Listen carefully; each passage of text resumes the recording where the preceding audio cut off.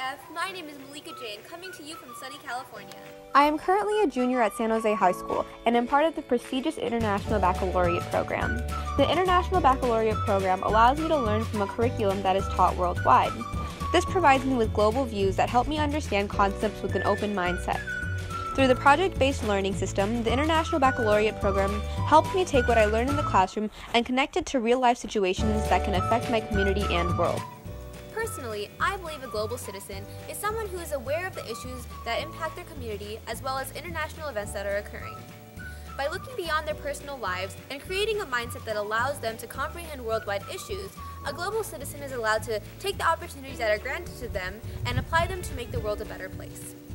They must understand how their everyday choices make a big impact in their local communities as well as around the world.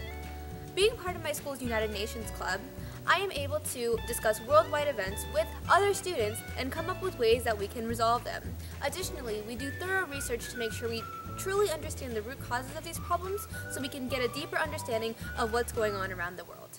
I am extremely passionate about the need for education worldwide. My inspiration comes from an EF tourist trip to Costa Rica I took through the Girl Scouts. During the trip, we visited a local elementary school where I formed my belief that quality education is not a privilege, but a human right. While interacting with the students, my eyes opened to the reality of their lack of resources to compete in the global economy. However, even though the school was not as privileged as schools are in the United States, the children were so eager to receive an education. This experience made me realize how all the opportunities I receive on a daily basis allow me to create a bright future for myself, yet how I often tend to take my education for granted. Visiting Costa Rica made me realize that throughout the world there are children who are eager to learn but are not given the sufficient facilities to do so. I don't believe that a child's background should affect their access to these opportunities. My idea for protecting the human right of education is to create an organization that travels across the world in order to provide underprivileged areas with the necessary equipment they need to ensure that the students attending the schools receive a well-rounded education that allows them to pursue any profession they choose. Additionally, the organization would partner with high schools across the country so that high school students can go on service trips to help build or install any of the necessary equipment at the schools while also gaining global experiences. Although donating equipment to those in need is amazing, the students might not be able to utilize the equipment to the best of their abilities. I became aware that donating materials and installing facilities to underprivileged areas is not always as beneficial through my Girl Scout Gold Award project. For my project, I have adopted 2 villages in India.